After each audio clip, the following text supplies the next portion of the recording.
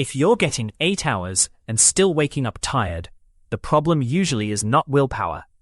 It's timing, signals, and what your body is doing during those hours.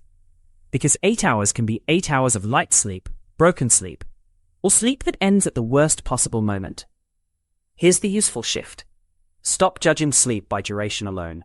Start judging it by recovery. Do you feel clear within 30 to 60 minutes? Is your mood steady? Do you crash mid-morning? In this guide, we'll build a simple diagnostic.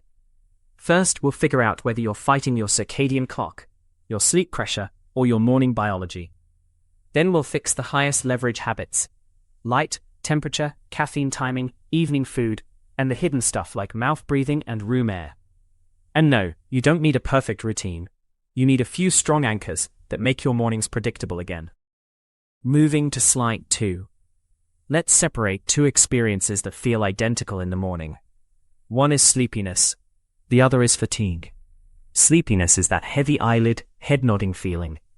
It usually improves with light, movement, and time awake. Fatigue is different. It's low energy, low drive, sometimes achy, sometimes foggy, and it can stick around all day. Why does this matter? Because the fixes differ. If you're mostly sleepy, you're often dealing with circadian timing, not bad sleep. If you're fatigued, you might be dealing with fragmented breathing, stress hormones, underfueling, or recovery debt. Quick self-check. When you finally get going, do you feel normal by late morning? That points to sleepiness and timing. Or do you feel like you're dragging, even after food and caffeine? That leans fatigue. Hold that thought. The next steps will make more sense once you know which problem you're actually solving. Moving to slide 3. Most "I slept 8 hours" mornings fail because the clock time looks good, but the internal clock is off. Your circadian rhythm is a 24-hour timing system that sets alertness, body temperature, and hormone release. If you go to bed late and wake early, you can get 8 hours on a weekend and still feel wrecked on Monday. Or you can sleep 8 hours at the wrong phase and wake during your biological night. Two signs you're fighting your clock. First, you feel a second wind late at night, even when you plan to sleep. Second, you feel your best later in the day and mornings feel like punishment. The fix is not forcing earlier sleep with sheer discipline. It's shifting your clock with anchors. Morning light, consistent wake time, and a predictable wind down. We'll start with the strongest anchor of all, light, because light is basically the remote control for your circadian system. Moving to slide 4. If you do one thing to fix tired mornings, make it this. Get bright light exposure soon after waking, and keep evenings dimmer. Studies show morning light helps shift your circadian rhythm earlier, increases daytime alertness, and improves sleep timing at night.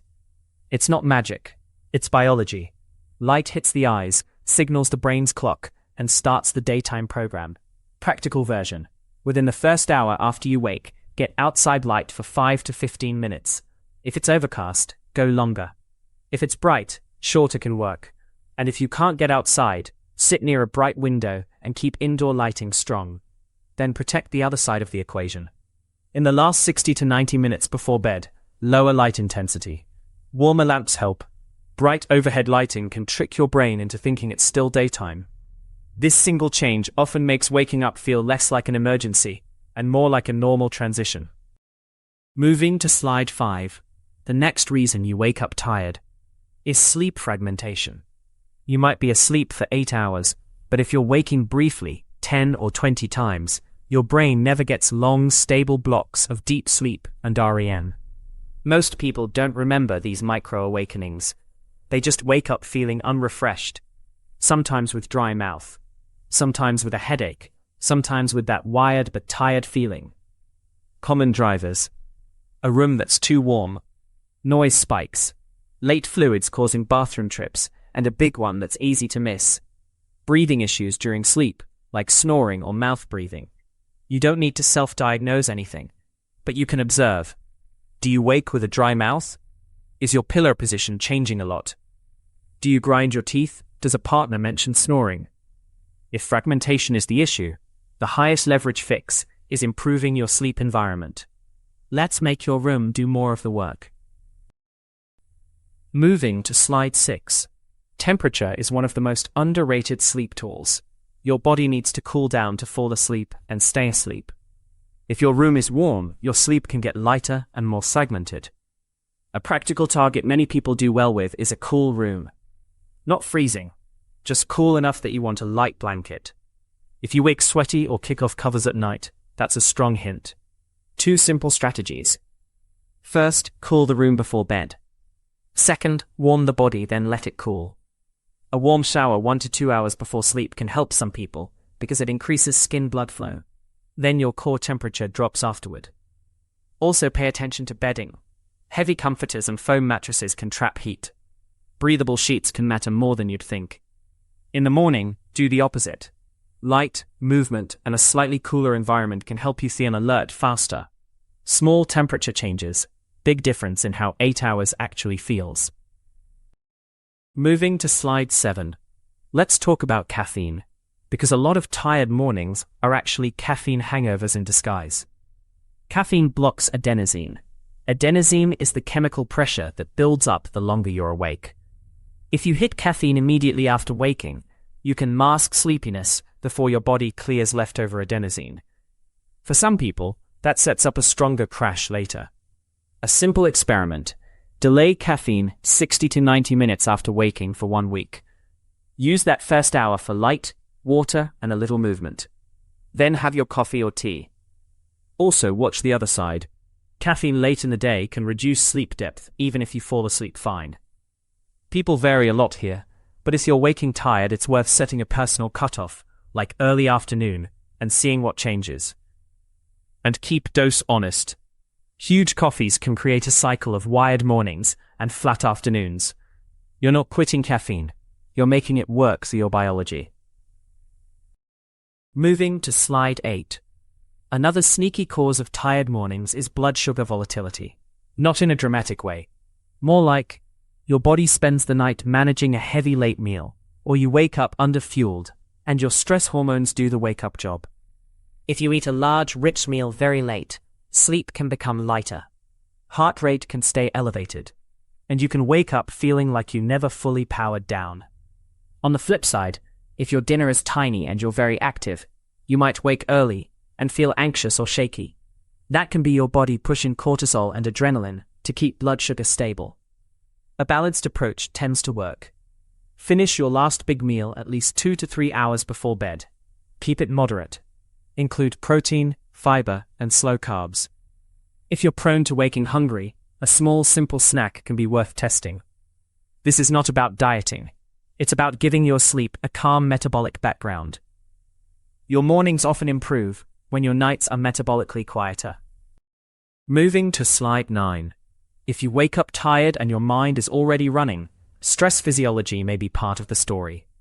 Not because you're doing something wrong, because your nervous system might be stuck in a higher alert set point. When stress is high, your body can produce more nighttime awakenings. You can also get early morning waking, where you pop up before your alarm with a tense, wired feeling. The goal is not to relax harder. It's to create a predictable downshift. Think of it like telling your brain, repeatedly, that the day is ending. 2 simple anchors. First, a hard stop for work and problem solving at least 30 minutes before bed. Write down the open loops. Just a short list. Second, a low stimulation routine. Dim lights, easy reading, stretching, or a warm shower. If your phone pulls you into conflict or intensity, keep it out of the bedroom. Not for morality, for nervous system hygiene. Better mornings often start with lower nighttime vigilance. Moving to slide 10. Let's get practical about the first 10 minutes after waking, because that window sets your momentum. If you wake up and immediately negotiate with yourself, you're training your brain that mornings are optional, and that makes every day harder. Instead, use a tiny script. Stand up, drink water, get light in your eyes, then do 2 minutes of movement, nothing heroic. A brisk walk around the home, a few bodyweight squats, gentle mobility. The point is to raise body temperature and signal we are awake. If you like cold water on your face, that can help you feel sharper. It's a mild alerting signal, but keep it simple. Then pick one first task that is easy and concrete. Make the bed, start the kettle, open the blinds. You're building a chain. This routine doesn't fix sleep quality by itself, but it reduces morning inertia, and it makes the rest of your habits easier to execute. Moving to slide 11. Now let's talk about the most common trap: sleeping in to catch up. It feels logical, but it often makes Monday worse. When you sleep much later than usual, you shift your circadian rhythm later. That makes it harder to fall asleep at your normal bedtime. Then you get shorter sleep. Then you wake up tired. That cycle is social jet lag. A better strategy is to keep your wake time mostly consistent, even on days off. If you need extra sleep, add it by going to bed earlier, or by taking a short nap earlier in the day. If you do nap, keep it controlled. Many people do well with 10 to 20 minutes. Long naps can create grogginess and can steal sleep pressure from the night. Think of wake time as the anchor. Bedtime is the result. When wake time stabilizes, your body starts predicting mornings, and that prediction is what makes waking up feel easier. Moving to slide 12. Here's a factor people ignore: air quality. If your bedroom air is stale, dusty, or too dry, your sleep can get lighter. You may wake congested, with dry mouth, or with a scratchy throat. That alone can make mornings feel like you got no rest. Simple checks. Do you feel better when you sleep somewhere else? Do you wake up with a stuffy nose? Does your room feel warm and thick? Practical fixes: ventilate the room before bed. Keep the floor and bedding clean. If dryness is an issue, consider a humidifier, but keep it maintained so it stays clean. And if allergies are likely, a high-quality air filter can help. Also reduce scent overload. Strong fragrances can irritate some people's airways. This is not glamorous, but breathing comfortably for 8 hours is foundational. If you wake up tired with a dry mouth and congestion, improving air and nasal comfort can be one of the fastest wins. Moving to slide 13. Let's zoom out and build a quick troubleshooting order. Because if you try to fix everything at once, nothing sticks. Start with the highest leverage, lowest effort changes. 1. Consistent wake time. 2. Morning light. 3. Cool and dark sleep environment. Do those for 7 days. If you're still waking tired, then test caffeine timing and late meal timing. Again, one change at a time. Give it a week. Your body needs repetition to show you a pattern. If tired mornings include loud snoring, gasping, morning headaches, or extreme daytime sleepiness, that's a different category. It can be a sign you should talk with a clinician about sleep-breathing issues. You don't have to guess. Also consider non-sleep factors. Iron status, thyroid function, depression, and chronic stress can all affect energy. The point is not to worry. It's to avoid blaming yourself for a biological problem. So keep it simple. Fix the anchors, track the result, escalate when the signs suggest it. Moving to slide 14. Let's land this with a simple 2-week reset that doesn't require perfection. Week 1 is anchors. Pick a wake time you can keep most days. Get outdoor light early. Keep the room cool and dark, and delay caffeine for an hour. That alone solves a surprising amount of 8 hours but tired. Week 2 is refinement. Move your last big meal earlier. Reduce late fluids if bathroom trips wake you. Add a short wind down with a written list of open loops. And keep your phone out of reach if it pulls you into stimulation. Now, one more thing. If you try these and you still feel unrefreshed, treat that as useful information, not failure.